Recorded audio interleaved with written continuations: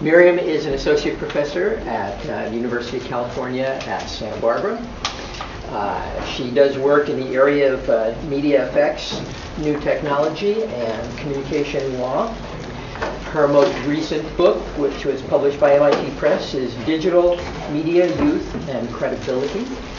And her talk today is entitled Social Interaction in Social Network Sites. But before we go to that, I wanted to mention that when she was here, I got to know Miriam pretty well, as sometimes we get to do with graduate students, but that we get to know especially well when they are TAs for a class that you teach. And Miriam was a TA for an undergraduate class that I taught back in the early 1990s. And the topic for the day was nonverbal communication. Miriam, who is also a scuba enthusiast along with me, came into the class with a scuba mask and a snorkel, so she couldn't talk, and so we could only do nonverbal communication. Now, I'm kind of curious to see whether she remembers some of the things that we taught that day. So, okay, that one I do remember. Shark! I think that's the only one. Running out of air. That's right. Turtle. She's going to get 100% like that. So I'll stop and we'll let her talk about social network science. Well, thank goodness you stopped there, so I'm not sure that percentage would have started to nosedive. Yes, it's an honor to be here. I haven't really been back since I left, and it's funny, so you're always a little nervous to come back to where you got your degree with colleagues and everything, with students. And then I walked out into the building a few minutes ago and realized it was in this room, which back in my day was the room where they had the annual graduate student review. I don't know if you guys still do that, but oh my God, there's nothing like that that strikes terror in the heart of a graduate student to be entering into the entire faculty around here being evaluated by them. So I have a little extra nervousness. And thank you, Peter, for that great introduction. A lot of my work focuses in on issues of credibility in the digital media environment and also privacy and trust. And actually, ironically, I'm not talking about that work today, so I'd like you to check out my website and the work. I wanted to talk to you today about a different project that I think is really exciting in many different ways. Particularly the fact that it's a real nice way to showcase some of the important interdisciplinary work that is going on in our field and across many fields these days, and how it can have particular bearing on scholarly knowledge, building scholarly knowledge in our field of communication. So the project that I'm going to talk to you about today is a collaboration. Myself, Rebecca Peer is my graduate student. Friends with Carol. Ben Zhao is a faculty colleague in the Department of Computer Science, and Krista Wilson is his graduate student.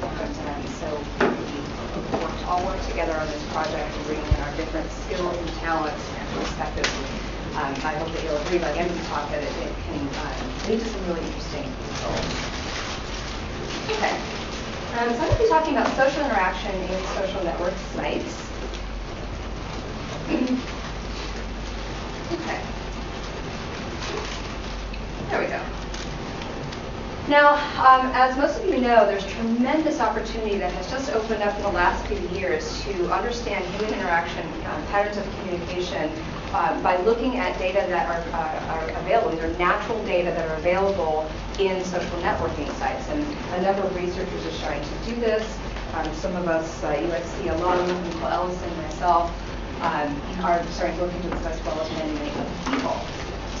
And in terms of past research, a lot of the past research, and this is particularly over on the side that looks at sort of the structures and properties of social network sites, social networks in general, has focused on what is known as the social graph.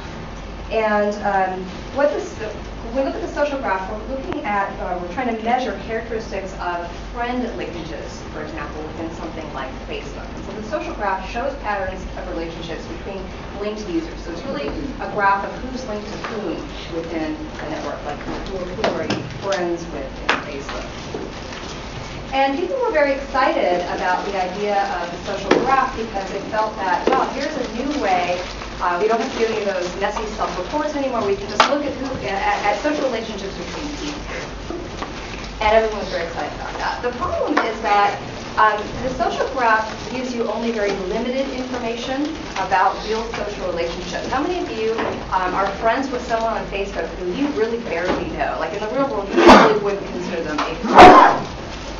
Okay, lots of you. Yes, for some reason I'm friends with my dad's colleague because he built me a window for my house. And like suddenly we're Facebook friends. I've never met this person.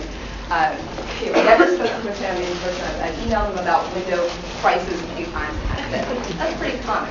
And so the social graph is limited, as I was saying, because even though we might hint at the fact that I have a relationship with this guy, Mario, with Windows, we don't really have a real relationship. He isn't really a friend. Okay, so the next kind of iteration of work took that into account, and it focused instead on measuring characteristics of what is known as the visible social interaction graph. And so what the visible social interaction graph does is it shows patterns of observable social interaction. So this is who is linked to who in Facebook is your linked friend. This is who you actually talk to, for example, on Facebook. Which of your friends do you actually communicate with? Through things like comments and wall posts and things like this. And the idea was that this is going to be a better indicator of actual, real, true social relationships between people, not just those flimsy, friendships that you can make with, Mario and other, very loose connections through friending them. So this is, showing people who actually interact with one another. But at the same time, new evidence shows that many interactions on social networking sites consist of rather passive actions, things like profile browsing, just kind of jumping around and looking at people's profiles. And so we call these latent, or we call this, we can measure these profile browsing behavior and put it into a graph, and we call this the latent social interaction graph, which shows patterns of these passive social interactions. So who browses, whose profiles you go and look at that person's profile. You don't leave a comment necessarily. You're not friends with them necessarily, but you kind of bounce around and just view their profile. Okay. Now, these latent social interactions have never been studied before because they're very, very difficult to capture. They're latent. They're difficult to observe until now. We are going to, in this talk, I'm going to present work in which we were able to capture and therefore study these latent social interactions and compare them to the other types of interactions, visible interactions, and friendship linkages. And I want to make the argument that understanding latent social interactions can be very helpful, can be important for both practical and for theoretical reasons across different fields of study. So for example, understanding latent social interactions can help designers design systems and platforms and applications that better support human communication and social interaction. Help to understand dissemination, information flows within networks, information dissemination, propagation, etc. On kind of the more social sciencey theoretical side, understanding latent social interactions can also be important because they can contribute to some of our ongoing debates within our field and closely aligned fields. For example, there are questions about the prevalence and impacts of interpersonal electronic surveillance, cyberstalking, lurking behavior phenomena in communities. There is a lot of uncertainty about the role of social networking sites in identity and impression management. Some of Joe Walther's work looks at this through social information processing theory, and so there's a lot that's unknown. And then, of course, there's a literature that is gaining a lot of steam, looking at how social networking sites can be useful in building social capital. A lot of them call Ellison, for example, relying on things like Caroline Hazelwaite's latent time theory, as well as Renren later on. And then certainly we are desperately trying to develop theories of information propagation in networks because it has so many practical and theoretical implications. across so many disciplines. So we argue that looking at these latent social interactions can help to understand all of these things better. Okay, so I want to talk about the research questions. We explored 6 questions, well, lots of sub-questions to them as well. And the first thing we wanted to do was compare the social graph to the visible interaction graph to the latent interaction graph to try to see the differences between them. Asking questions like, well, what proportion of social interactions are latent versus visible? Do latent social interactions follow similar distribution patterns across users as do visible interactions? And how do the 3 different types of interactions, if you will, friendship linkages, visible interactions of who communicates with whom, and the latent interactions of who's kind of peeking at who's browsing whom, how do they differ in terms of how tightly or loosely connected the friend relationships are in those networks? Do users tend to interact with people who are more similar or differently, sort of the homophily argument that you may have heard about? So who are we interacting with in these different ways, these networks? Okay. Then we wanted to look kind of more in depth at these latent interactions specifically, and we explored questions like, what factors influence latent social interactions? How can users draw more visitors to a page list? And how can you get more people to come browse you to look at your profile, check you out? Obviously, that has implications for lots of different areas of life, in theory. Secondly, are latent profile visitors mostly friends or strangers? So who is doing this browsing? Is it mostly your friends coming to check you out, or are strangers coming to check you out? And that sort of cuts at the heart of some of those debates about cyberstalking. What proportion of profile visitors are repeat visitors, and are they friends or strangers? So how many times do people come back to look at your profile? And to what extent are these latent social interactions sophisticated? So those are the basic questions that we explored. And then to do all this, to look at all of this, we studied, not Facebook, we studied Renren. Anybody know what Renren is? Okay. So Renren is the largest and oldest social networking site in China, and it's best characterized as Facebook's twin. It operates pretty much like Facebook. In fact, it has a similar history as Facebook. It evolved from a college-oriented social networking site. Facebook, as you know, began with college students and sort of stayed there for a while before branching out to everybody in the world these days. And like I said, it has all of the usual features that if you're not a Renren user or haven't seen it, it pretty much does everything that Facebook does. Has all the bells and whistles. All right. But importantly, Renren has a couple of other features that were particularly helpful for us. First of all, friend lists in Renren are always public. Not the case in Facebook. You can hide your friend list using private settings if you want to. Not so in Renren. And why that's good for us is it enabled us to complete collection, to collect information about the entire social graph. We could see all the linkages within Renren. That was really important research.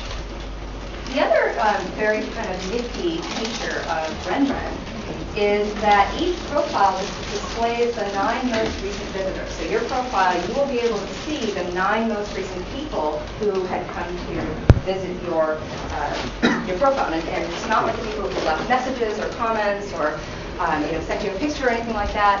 This is just anyone who looks at your profile at all. It's ordered from the most recent, and it's updated in real time. So this sort of visitor, those people who visit or browse your profile are really valuable.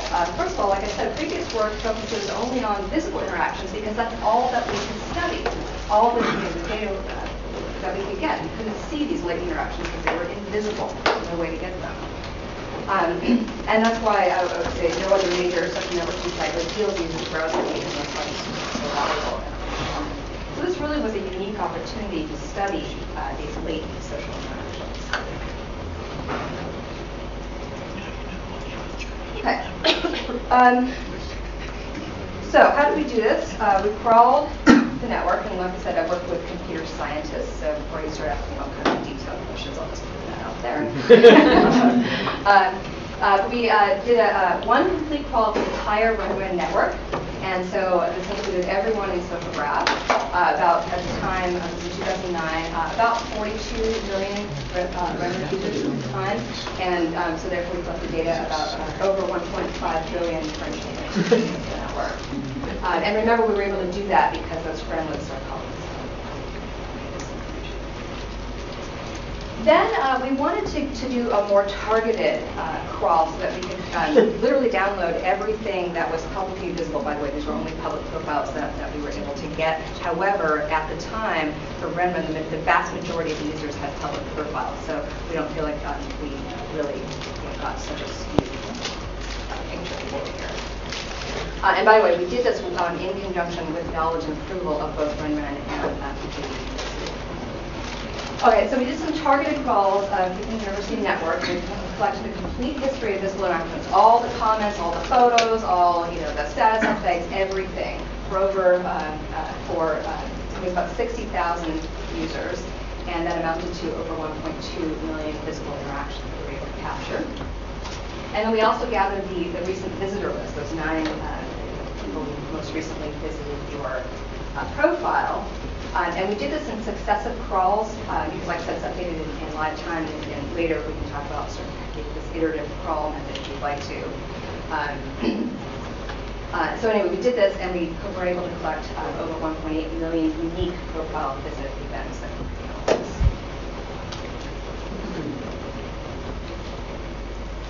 So that's what it said. Sorry, repeated crawls were necessary to capture complete data.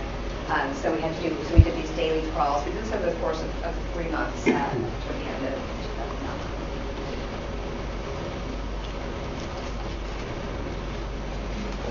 Okay, so let's talk about the results. I'm going to kind of blow through this a little bit quickly because of time, so we can maybe talk more about it if you guys have questions. Okay, first of all, looking at prevalence, we compared latent to visible social interactions.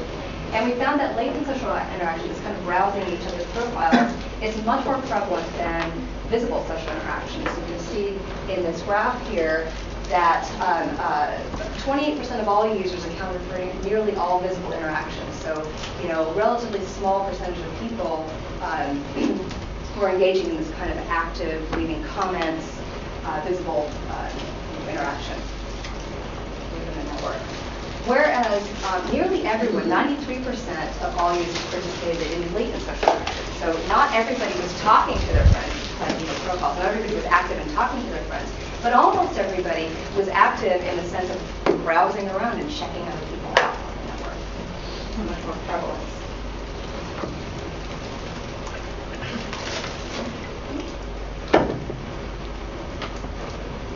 All right. In terms of looking at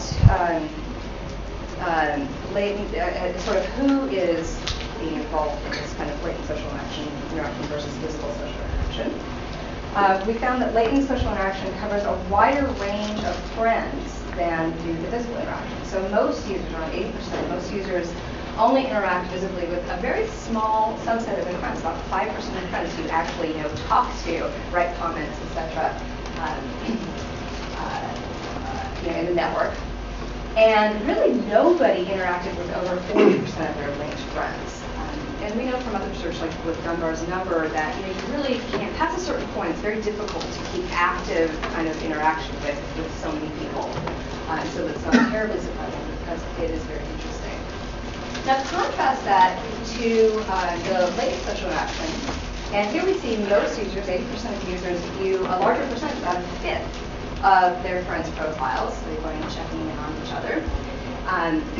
And a small proportion of users view all of their friends' profiles. So you can start to see that there are some differences in behavior between the visible interaction and the social interaction.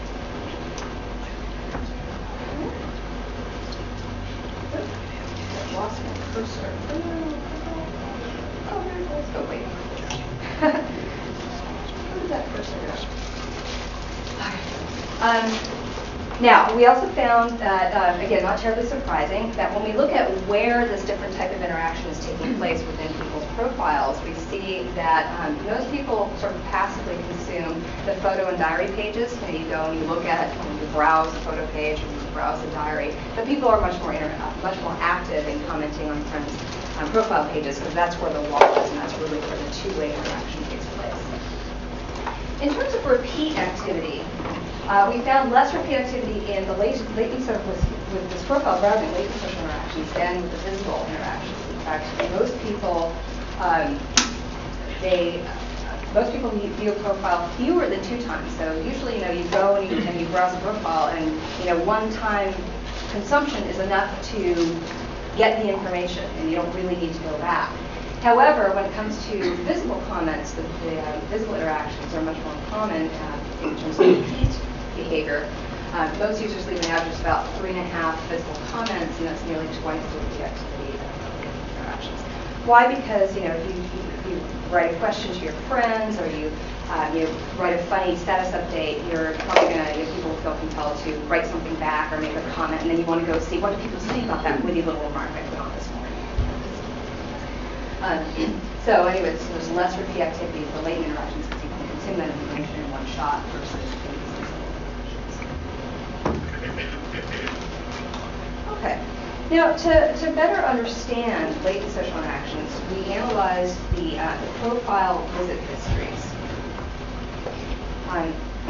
First of all, we looked at what we called popularity, which is the number of views that a profile gets, so views of one's own profile.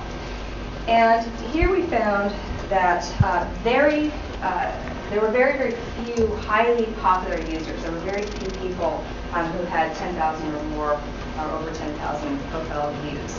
And that most users simply are not very popular. That most of us have under 100 total views for the time period of study, just 3 months.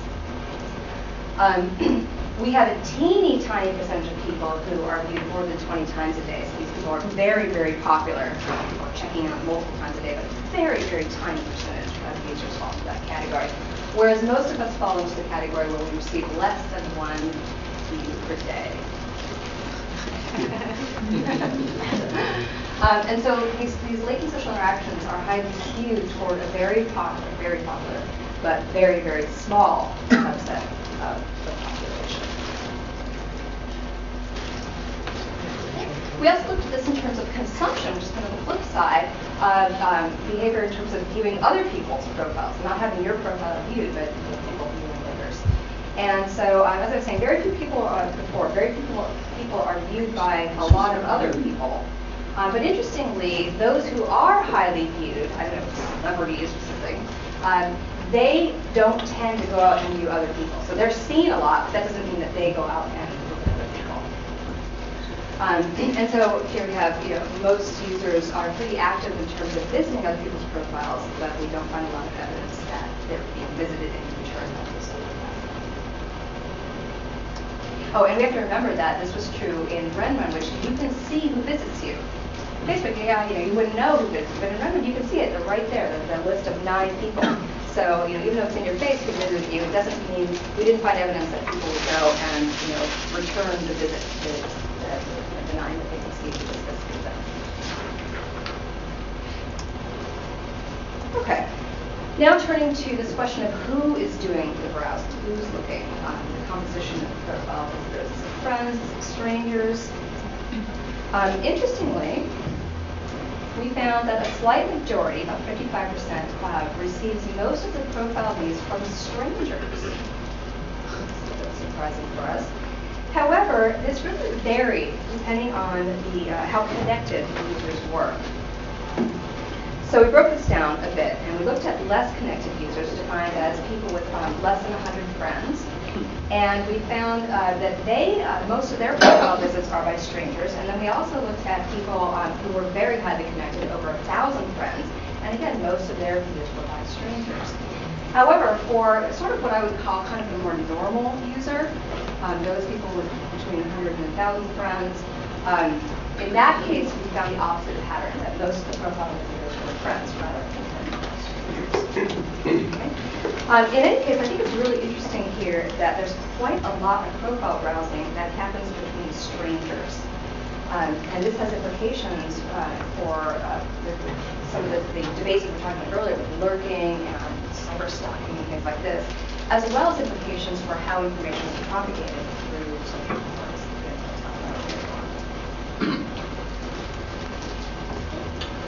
Returning to repeat visitors,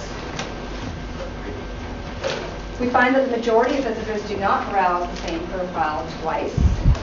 In fact, this indicates that the long tail of this kind of repeat latent interactions is generated by users actually randomly browsing the network. Most repeat visits occur the same day as the initial visit, although we do see a peak at 7 days. So what it means is that we typically kind of check in and check out our friends once a week. If you had that pattern, but that's something that showed up in the data.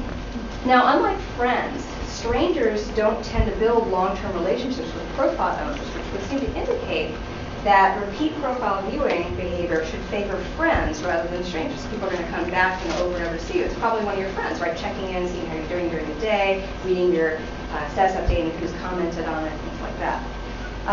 But surprisingly, when we compare the number of visits from strangers and friends, it's pretty similar. Friends edge out strangers, but only by a tiny little bit, not as dramatic as friends.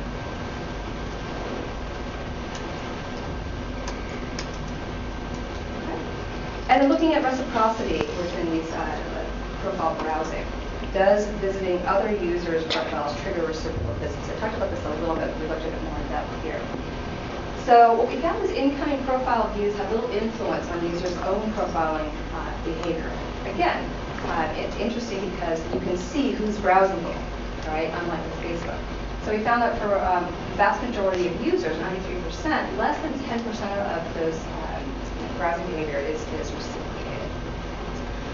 Friends were more likely to reciprocate than strangers. That was one of what I was talking about earlier. They were more likely to comment, sort of checking on your friend. More often see if someone's responded to a question you might have put out there, or some funny link you put on to see what people are commenting on a photo or whatever. Okay. So compared to visible social interactions, these latent interactions show much less reciprocity. And again, that's even with Facebook's visitor history, people can see who is visiting. That was not sufficient to generate these reciprocated profile views. Oh, and even across the 90 days, not generating. It's not like people go right away and sign like they wait. So in 90 days, you're not seeing this kind of reciprocated behavior. Okay. So one thing that's really important, again, to researchers in a lot of different areas is understanding profile popularity. That is the number of views. Oh, there's my cursor. It's up there. It's just on the screen right here. Oh, interesting. Okay. So that is looking at the number of views a profile receives. It's important to understanding information dissemination within networks. I mean, everyone from communication scholars to computer scientists to people in marketing are very interested in these questions about how information travels over social networks. And so there are lots of things that might impact. We can sort of speculate to impact this kind of latent social interactions profile browsing. So for example, if you're the kind of user that maintains an active profile, you put lots of updates on your profile, you upload a lot of photos, you're really active, that seems reasonable that it might attract people to look at your profile, particularly your friends, and possibly even strangers if you have interesting stuff that you're putting up that you're changing all the time, lots of people are commenting, etc.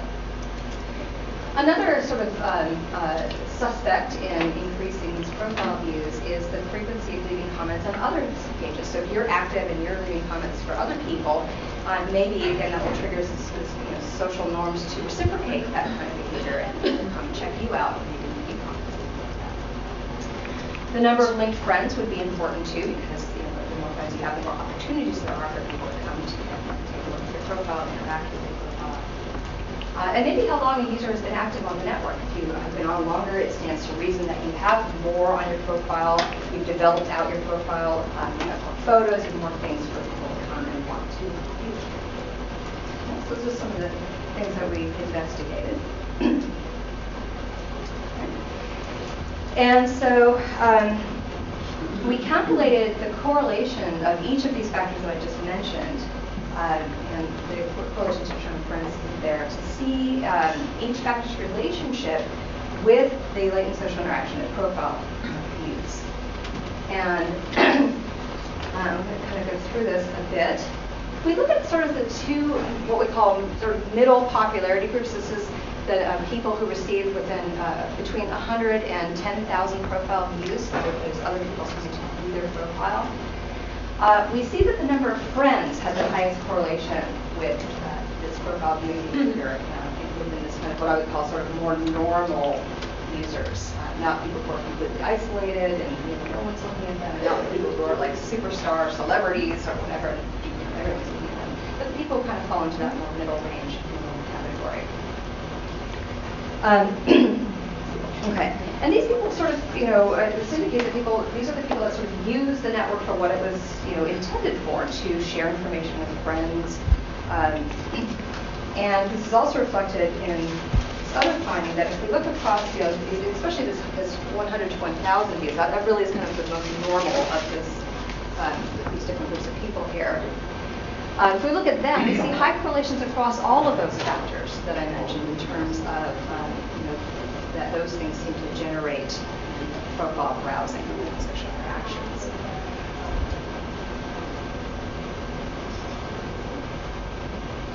When we look at the slightly more popular, more viewed profiles, we see that account longevity is less important here. And that's probably because you know how easy it is to make those friendship links. It's really easy to start your profile and then just ask a bunch of people to be your friends and always accept every friend request. And so it doesn't mean that the relationships are meaningful. It means that you have a lot of friends. And you can do that very, very quickly in these different networks. It's probably what's influencing this here. And then if we look at the most popular, very, very popular profiles to browse, the ones that get over 10,000, got over 10,000 views, we can see that no factor has a particularly strong correlation with the profiles for this user group. And I think this is an important finding, as it shows that popularity is not really trivially gained by simply, amassing a bunch of friends, having lots and lots of friends, or producing copious amounts of user-generated content, putting lots of photos on, and being really witty in your daily updates and all of that. But it further indicates that there must be other factors besides the ones that I talked about that are influencing this, the factors that are outside the scope of our particular study, the ones that are interesting to think about. Maybe it's not the quantity of comments that you leave. Maybe it's the quality. Maybe it's what you say is driving this. Or maybe it's that real-world celebrity status, people who are highly popular within these social networks, sort of outside of the network itself, but in the real world have highly connected or highly famous, is driving the train here for these highly viewed profiles. So it'd be very interesting to delve further into that, to do that. What sort of makes a profile go viral, if you will? It's kind of the question here. What makes a profile extremely popular too?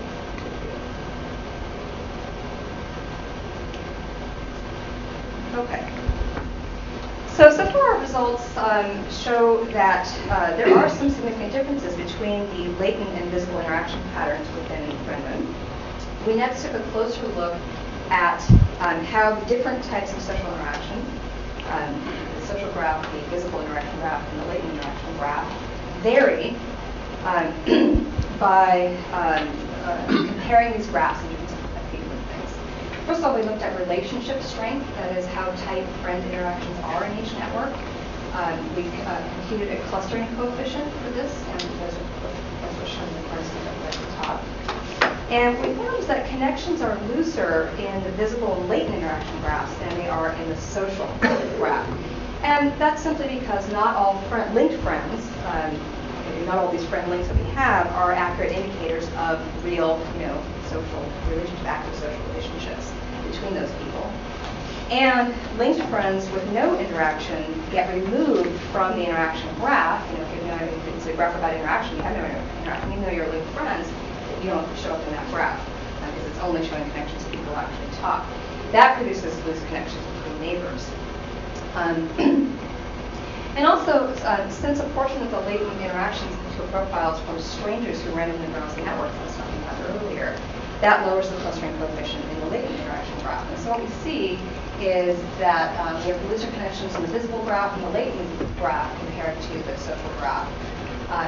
And it's largely due to the fact that there are a lot of strangers out there engaging in this profile viewing behavior. Okay? Put another way, we can think of it as many people might have a lot of friends, but they don't talk to all those friends. But the ones that they are likely to talk to, they probably have a closer relationship to than the others that they're just linked to or graphs. Okay, looking at the heterogeneity of association, this was where we investigated the likelihood that users would interact with other people who are similar to themselves in terms of their social connectedness. So if I have a lot of friends, do I tend to interact with people who also have a lot of friends? Or if I have no friends, do I interact with other lonely wallflowers out there? And here we did an assortativity coefficient. Negative values indicate a more heterogeneous type of network, and positive values indicate the opposite. Now the latent graph is more heterogeneous, really because the other graphs reflect closer relationships, formal friend linkages, and who talks to whom is more tighter group than who just kind of randomly browses each other. We also know from social science research that you tend to connect to make friends with people who are rather similar to you. Okay, and then we looked at social connection, which is the average degree of separation between users. It's calculated through a shortest path length measure. And so the more tightly connected the network is, the easier it is to find short connections between users. So that's what it reflects. And what we find here is that the latent graph falls in between the social graph and the visible graph. The social graph is the most highly connected. That's where the formal friendship linkages are. And as I said earlier, with the visible graph, you might be linked to somebody, but that link gets dropped out in the visible graph because if you don't talk to them, then it's not like the visible graph. The latent is kind of the middle one, again, because there's a lot of browsing of the network happening. It's not enough to cover the entire social graph, which is why it's not the highest there, it's in the middle. But there is a lot of this kind of browsing behavior going on. And they certainly browse more than they actually write comments on. Okay.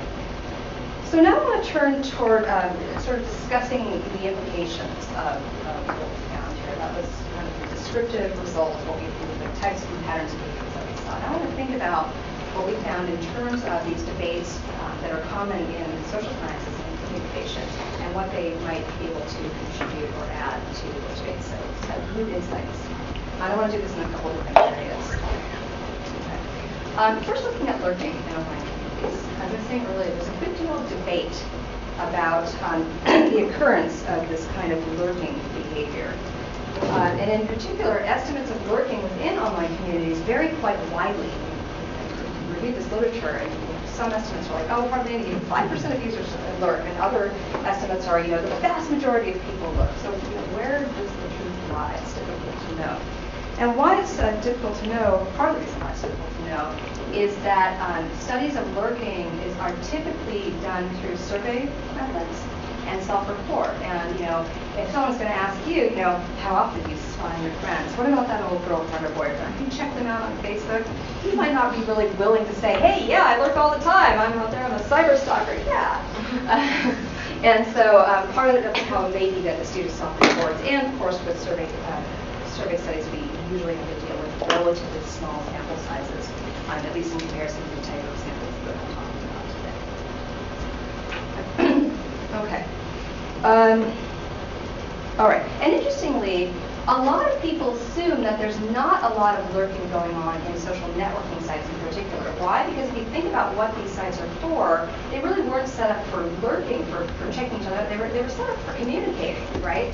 And so this idea of lurking kind of flies in the face of the whole participatory culture of Web 2.0, and of course social networking sites are a huge part of that.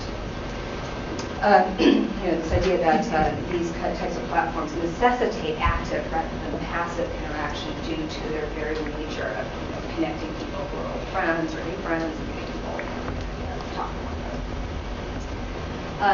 Okay, so I talked about the second point there already. So interestingly, our data refute this view that lurking in these social networking sites is rare. In fact, we find quite a lot of this profile viewing without commenting, without doing visible interactions going on. So this really sort of contradicts a lot of the survey-based research out there on this issue. A lot of the studies these days have been saying that, people really just use these sites to communicate with their friends. That's all they do. They're not out there cyberstalking. They're not doing all these things that we talked about being worried about. They're just communicating with friends. And we actually don't find that. They are communicating with friends, but there's a lot of this other kind of peeking around behavior going on as well. Now, there are several different theoretical and other explanations for lurking in the literature. For example, some people say that people lurk in order to learn about a community before they decide whether they're going to participate. Or other people lurk because they're kind of afraid to jump in. They might be teased or something if they put their 2 cents in, so they sort of watch it for a while and don't really jump into that fear. Another explanation is sort of the information overload explanation, which is that as the number of participants within a community increases, it's difficult for individuals to sort of keep up. There are lots of connections. People are, all kinds of status updates you can read these days, hundreds of them if you're to enough people. And so it's hard for people individuals to keep up with and respond to the flow of messages, and so that's why they lurk. And that's really sort of what we see evidence for in terms of explaining lurking here. Particularly when we look at users who have more friends, we see that they tend to lurk more than users with fewer friends, indicating that they just take the time to be active, leave all these visible comments and choices.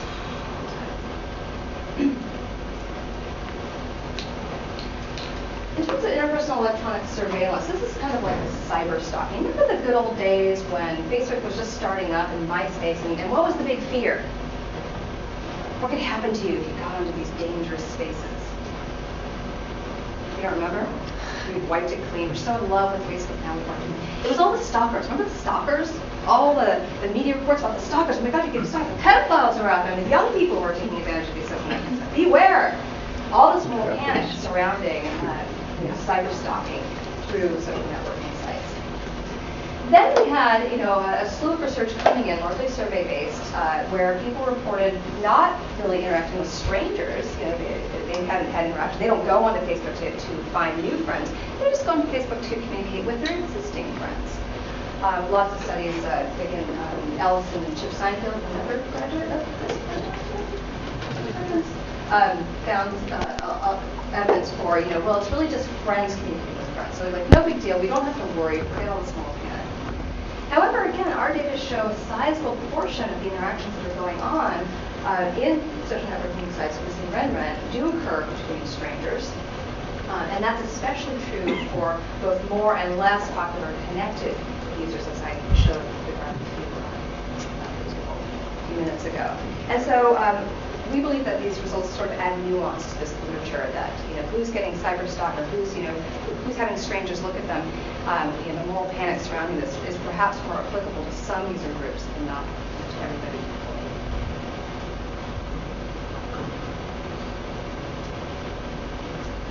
Social capital and latent time period. Latent time periods, Haytham Waite's work, suggests that social networking sites are wonderful in the sense that they open possibilities, opportunities for connection. And that can have a lot of positive outcomes for people. If you are suffering some affliction, you can connect with others who are in a similar situation. You can get social support, you can get advice, you can get information. You just broke up with your boyfriend, all your friends kind of rally to your side. It's great. So you can get these nice positive outcomes through connecting with other people with these networks. And in fact, Nicole Ellison and Chip Seinfeld's work find that social networking sites, using these sites really does stimulate social capital, and they base their work largely on granular strength of ties argument that, yeah, sure, you get a lot of support from your linked friends and your close friends, but you can also get a lot of support through people you're just even neatly into. That guy Mario, the window guy, might have something to say if I, put on that I was, I don't know, feeling particularly sad about my house remodel or something. I don't know. But you could get, source of support even through weak ties, through the social networking sites. We argue that these latent social interactions, this profile browsing, may also be considered a form of weak ties, as new relationships may spring from this type of just browsing up the community. You see somebody out there, oh, I didn't know they were involved with this, or oh, I didn't know there was a group that like that. I'm going to contact that person to see how I can get involved. So new relationships can come from this, and information simply gets propagated naturally by you seeing someone else's profile. You consume that information. That information is then passed to you. And so we were interested in this question about sort of information propagation through latent social interaction. And so we did another quick study. I don't have any time, so I'm not going to cover it in any depth here. But we wanted to look at this question of sort of information dissemination over these different types of network graphs. And so the question is information propagated most efficiently in the social graph, the visible graph, or the latent interactions graph? And to do this, we created and compared 3 information cascade models that mapped onto the social graph, the visible interaction graph, and the latent interaction graph. And what you can see is, at first, both the latent and the social graph, information gets, this is the number of C, so how many starting accounts we get. At first, when we first start out, information gets disseminated very quickly in both the latent and the visible graph here. But as we see more, and as the information starts to kind of get to more people, you can see what happens. In fact, it turns out that the latent social graph was the most efficient. It was more efficient for transmitting information than either the social or the visible interaction graph. And this has really important implications for lots of areas. People wanting to understand how is the best way to get the word out about my new product or my new app or my anything, my cause, my group. This kind of data is extremely important, and it shows that we really, in our models of how information flows in networks, we should not discount these kind of invisible interactions, the latent social interactions, people hopping around and viewing each other's profiles. It's a really important part of the process. A lot of us don't think about it because it's like kind of until now been measured. Okay, and then just quickly, in terms of identity and impression management, past research shows that users amass friends on social networking sites for all kinds of reasons, but one important reason is self-enhancement for identity purposes. In other words, both Ern's colleagues, Michigan State, have found things like the number of friends that you have and the links. It makes you feel good about yourself. I'm really popular. It increases self-esteem. And so we suggest that knowing how many people view your profile, just come visit you, could also have likely similar types of psychological, positive psychological effects on users. We don't have any research here, so it's a challenge for you guys. Mostly because, like I said, it's hard to get these data, and it shows how important how important it is to go outside, to think outside of the Facebook box, if you will, and to start to explore behavior within other social networks that give us access to maybe different kinds of data. Okay. Of course, like all research, this project has limitations, and the results may not generalize to other social networking sites or to other cultures. This is Chinese culture. This is Renren. In thinking about this, though, it's kind of hard to predict, what might be different here. On the one hand, if we compare Renren to Facebook, it could be the case that this latent social interaction behavior might be more prevalent in Facebook, given that you can do it sort of for free. Nobody knows if you hop around, checking other people out. Facebook prevents this, and in fact, they even have third-party. They've tried to prevent third-party applications from allowing this. So it could be more prevalent because it's less risky, right? You're not going to get caught. Or it could be less prevalent because with Facebook, we've all kind of locked down our profiles these days, and so it's not as exciting if if someone, all you can see is their name and their profile picture, and that's all that's publicly accessible. Maybe it's not as exciting to view, to browse profiles. So we don't really know, what the bias in the data might be. It sort of points to possibly either way.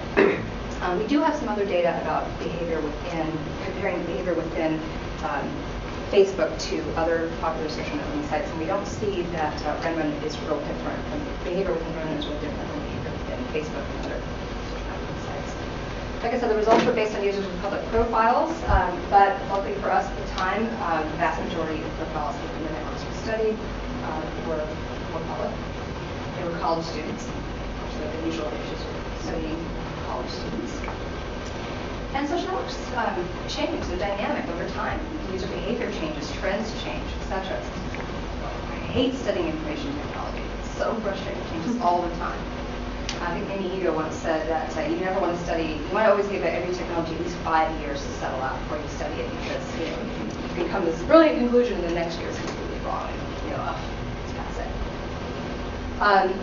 And then I think that we really need more studies, more user-based studies to look into people's motivations for latent social interaction, to really kind of better understand the reasoning behind this. We've seen a lot of behavioral data, but to really understand the motivations, the reasoning, and why people are doing this, we need more studies there. Okay. And I just want to end with the fact that how exciting, I find this to be really exciting, but there's this one example of many, many possibilities for this type of interdisciplinary collaborative research that leverages this kind of natural behavioralistic data at a scale that was unfathomable in the social sciences until very, very recently. There are lots of things we can do.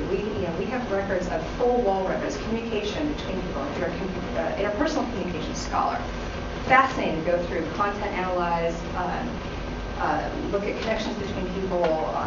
So much is here at our fingertips, and it's a very exciting time, I think. We are investigating options for sharing our data set with a larger scholarly community, and here just talking about that.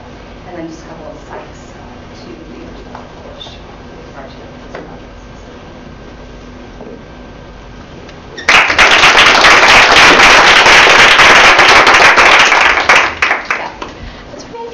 Down strangers into friends of friends and completely, because I would think that the discoverability of people who are not your friends on the wall, would be kind of, the likelihood would increase if it was somebody on the wall who was not your friend but had written on your friend's wall. Yeah, we did not do that, but I completely agree that, and we have the data to look at it, particularly looking at PKU network data, because that was a really detailed call. I think especially when we're talking about information dissemination, the friends of friends is really important concept if you will. Yeah. Does Renren should give you gender, age, and relationship status? It gives pretty much everything that Facebook does. Yes, the same fields that you fill out. Great. So the reason I was asking is I think maybe some of this browsing and lurking might not necessarily be cyberstalking so much as being shopping. Mm-hmm. Right? I mean, because normally in social capital research you think about friendship and backup, and it's either that or sexual predators, and I'm thinking actually there's a fair amount of just people wanting to have sex, and it's not necessarily a bad thing. It is college students, right? But if you did it, you could actually test this hypothesis, because how much lurking is gender to gender, assuming heterosexuality, right? Yeah. And then with relationship status, I was browsing on my phone while you're talking, like who cheats and what are the stats on it. Yeah. And you could use those stats to test this hypothesis and show that like younger people are more likely to cheat, men slightly more than women. If that was the case and showed up among your browsing, that might explain what some of that browsing is. But that's a different flavor of lurking altogether. Yeah, absolutely. The dark mind. No. That would be very, very interesting. And we did not break down that way, but again, we have access to the data. Yeah. I was just curious how you define social interaction. Yeah. And if all browsing or viewing is social interaction, in a latent sense at least, then you have a kind of definition which rules out asocial